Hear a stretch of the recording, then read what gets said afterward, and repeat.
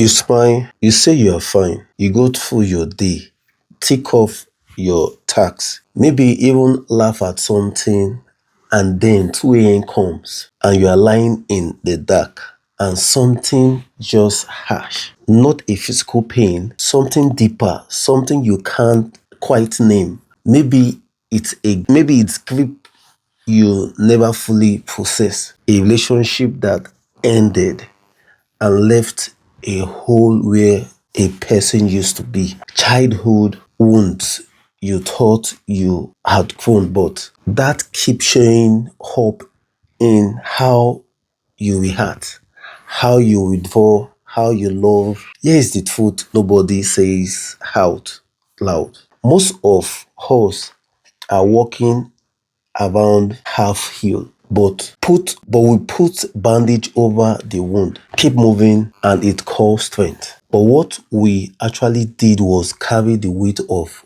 unresolved pain, and that weight affects everything. How we make decisions, how we treat people, how we feel about ourselves at 2 a.m.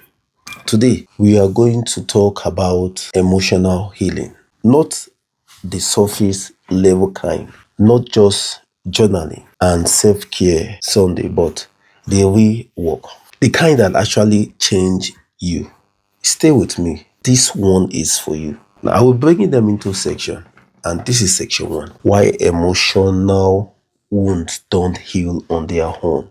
The Asian talks is under something profound about pain. They recall that suffering isn't just what happened to you or to us. It's what we do with what happens to us. Think of an unhealed emotional wound like a splinter buried beneath the skin. If you ignore it, the body doesn't simply absorb it. It builds a wall of tension around it, a defense. And that defense, that armor becomes the very thing that cuts you off from the life you want. There are three reasons emotional wounds stay open. Now, this is first, or this one. We avoid instead of process. Pain is uncomfortable, so we distract ourselves. We stay busy, we numb, we tell ourselves we are over it because we stop crying. But suppression isn't healing. Suppression is just pain with lead on it. Second, we blame instead of understand. When we are hurt, the mind wants someone to blame. A person, a situation, ourselves, but blame keeps us in the past. Understanding moves us forward. Third, we isolate instead of express. There is enormous cultural pressure, especially for men, to process pain alone and in silence. But healing was never designed to happen in isolation. We are wired for connection and not an connection.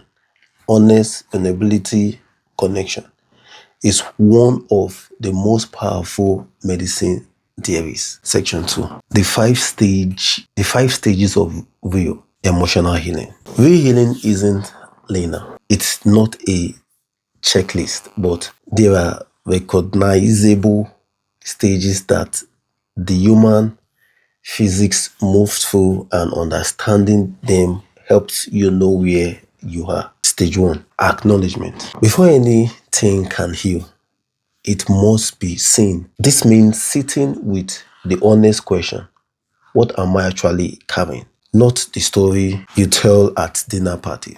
The written. Name it. Give it weight. Give it the language.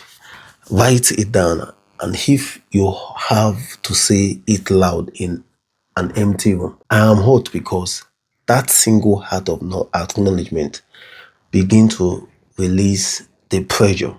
Stage 2: feeling without judgment. This is where most people stumble. We feel the emotion, the sadness, the anger, the shame, and then immediately judge ourselves for feeling it. I shouldn't feel this way. Why am I still on this? But emotions are not moral failure. They are messengers. The wisdom of many healing. traditional across the world teaches the same thing. Feel it fully, and it begins to lose its power over you. Resist it, and it strengthens. Allow yourself a feeling window. 10 to 20 minutes where you consciously invite the emotion in. Sit with it and observe it like a weakness rather than a victim. You will be surprised how much shift. Stage 3. Understanding the root. Ask yourself, when have I felt this before? Most emotional pain has a root in something. Earlier, a younger version of you that didn't get what they needed. Recognition, safety, love, validation. This isn't about assigning blame to anyone. It's about understanding the origin of your pattern so you can stop unconsciously repeating it. And this is stage 4, releasing resentment. Forgiveness is one of the most misunderstood concepts in emotional healing. Most people resist it because they believe it means accusing what was done to them. It does not. Forgiveness is not for the person who hurt you. It is for you. Resentment is the emotional equivalent of drinking poison and waiting for the other person to die. It keeps you chained to the very thing you want to be free from. Releasing resentment doesn't mean forgetting. It means choosing not to let the past continue to live free rent in your present. Stage 5, rebuilding your relationship with yourself. This is the final and most important stage because at the core of most emotional pain is a fraction in your relationship with yourself. A loss of trust, safety, or compassion towards your own inner world. Rebuilding means developing what we might call inner parenting. The ability to tend to your own emotional need, to speak kindly to yourself when you stumble, and to recognize that your worth was never determined by what happened to you. Section 3, daily practice that accelerate emotion healing. These aren't abstract concepts. These are things you can do this week. 1. The morning check before you reach for your phone. Before the noise of the day begins, sit quietly for 3 minutes and ask yourself, how am I actually feeling right now? Not fine. Go deeper. Name the emotion. Then ask, what does this feeling need from me today? This small practice builds emotional intelligence over time. Now this is 2. Unsent letters written to someone who hurt you. A parent, a former partner, a version of yourself that you never sent. Say everything you were never allowed to say. The heart of expression, even privately, is profoundly free. 3. Body-based release emotional pain lives in the body. In tight shoulder, a clencher, a heaviness in the chest, physical movement, walking, dancing, break walk or breath walk, even vigorous exercise helps discharge store emotional energy that the mind alone cannot reach. 4. Rewriting the narrative. Ask yourself, what is the most empowering interpretation of what happened to me? Not toxic positivity, not pretending it was fine, but actively asking, what did this teach me? What strength did it build? What would I not know about life, love, or myself without this experience? Meaning, making is a profound accessory of healing. 5. Seek witness, not just advice. Share your pain with someone who won't immediately try to fix it. Sometimes the most healing thing is simply to be heard, to have someone hold space for your experience without judgment. Therapy, honest friends, support communities. These are not signs of weakness, they are signs of wisdom. Emotional healing is not a destination, it is a practice, a daily, often quiet song.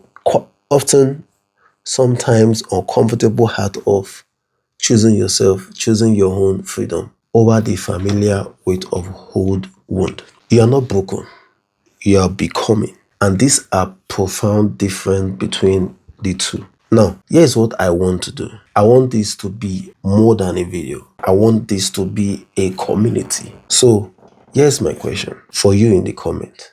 And I genuinely want you to answer this. What is one emotional wound you have been carrying that you are finally ready to start healing? You don't have to share the whole story, even one sentence, because sometimes naming it publicly, even to strangers on the internet, is the first real act of releasing. And to everyone reading the comment, be kind. This is a safe space. We don't judge here. We witness, we support, we grow together. If this video gave you something, a shift, a thought, a moment of recognition, save it. Share it with someone who need it and subscribe to the Empower Voice, because this is exactly the work we do here every single week. You are not alone. Let's heal together. Love you. I'm Felix. Thanks so much.